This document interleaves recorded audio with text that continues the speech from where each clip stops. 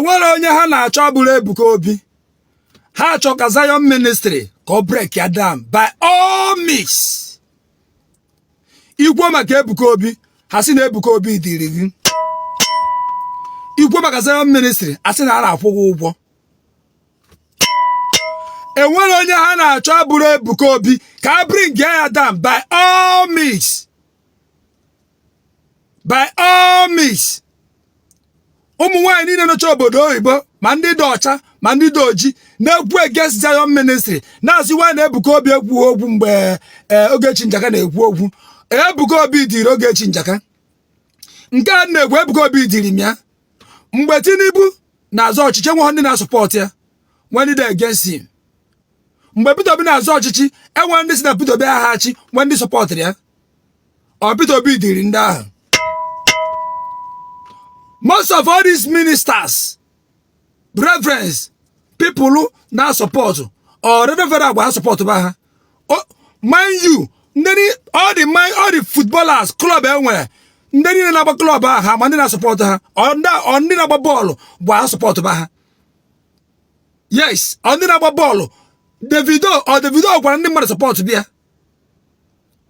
Mmadụ pụta choose onye ọ love. And no bụkwa na na support onye ahụ ma ome ihe ọjọọ. Afụmakwa m ihe ọjọọ Ebuka Obi mee. Ihe niile a na-azọ n'ihe niile a, mgbe niile a na-agbawu ka a bring Ebuka Obi down, that is all. Very soon now, ha ga-afọjụkwa story about me. Ha blackmail go several times. Ha ga-ejikwa enwere ha ga-eji wee bịa. Enweghị difficult man to receive. My threatening of life. Mumwe na na phone na ha love from in the name of KWC te trap for me wee nweta m. Maka na bụ n'eziokwu. Agwa mu na dey defend anybody. N'eziokwu ka nkwu. I am not defending anybody, but I am standing in the truth. Ọsọ wu na ọwụ nwoke choosing. Mere ihe dị mma. I condemn ya mma sị na asị na ya nwoke mere na ọ dị mma. Ọsọ were Catholic, ọsọ were assemblies. N'eziokwu ka nkwu. Onye amekwu ihe dị njọ masị na ya mere ihe dị njọ. Enwere onye a na-achọ bụrụ Ebuka Obi ka ha na-achọ ka a bring Zion Ministry down.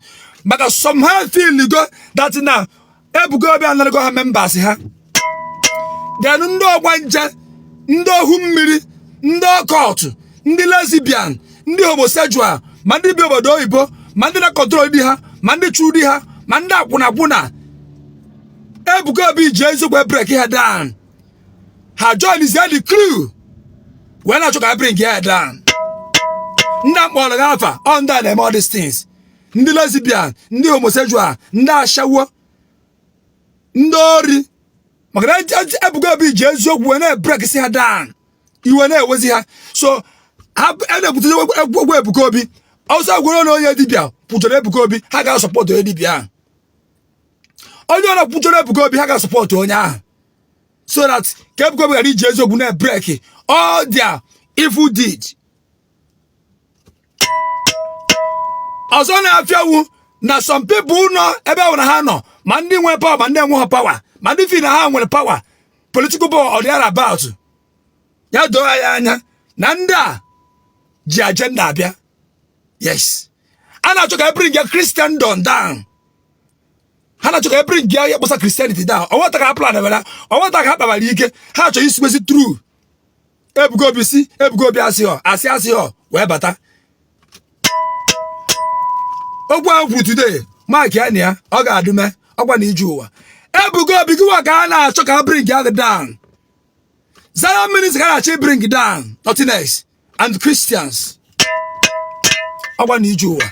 Mana ka ngwuru ozugbo Bible say the church of God shall keep marching on and the gate of hell shall not prevail. The church of God shall keep marching on and the gate of hell shall not prevail. Otom rules we kwado. Anybody can see cartoon in A to Z. Ijo.